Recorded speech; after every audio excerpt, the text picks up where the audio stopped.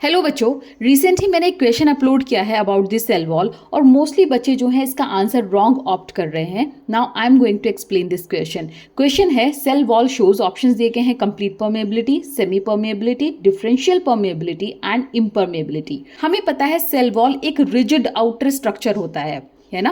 Living organism का क्या होता है? रिजिड आउटर स्ट्रक्चर होता है जो कि प्लांट सेल्स में, बैक्टीरिया में, फंगाई में और सम प्रोटिस्टा में पाया जाता है। इसका मेन काम होता है structural support and protection provide करना, यानी एक शेप देना किसी भी ऑर्गेनिज्म को, राइट। तो हम कह सकते हैं it is not selective in what passes through it, यानी ये सिलेक्ट नहीं करती है क्या इसके अंदर या बाहर आया जा सकता है, ठीक है। तो the cell wall is fully permeable to water, gases like CO2 and O2 and many salutes.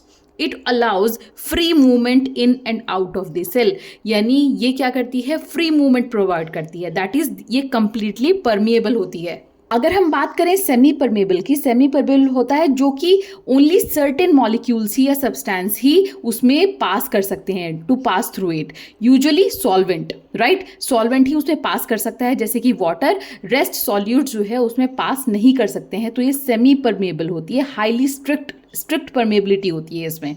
For example osmosis, तो ऑस्मोसिस में क्या होता है? वाटर तो पास कर जाता है बट सॉल्यूट्स पास नहीं करते हैं। फॉर एग्जाम्पल डायलिसिस मेम्ब्रेन या आर्टिफिशियल मेम्ब्रेन, अगर हम ऑस्मोसिस एक्सप्लेन करते हैं। अब हम बात करते हैं डिफरेंशियली परमेबल मेम्ब्रेन की। इसमें क्या होता है? Allow all substances but at different rates based on size, charge etcetera. इसमें क्या रहेगा? सॉल्यूट भी मूव करेगा, सॉल्वेंट भी मूव करेगा, बट डिफरेंट रेट से, based upon on their size.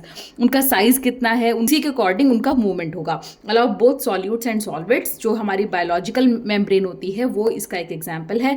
ये क्या करती है? सेल का होम्योस्टेसिस को मेंटेन करती है by regulating entry and exit of ions, nutrients and waste. तो इस तरीके से इस क्वेश्चन का करेक्ट आंसर होगा ऑप्शन 1, कंप्लीट परमेबिलिटी।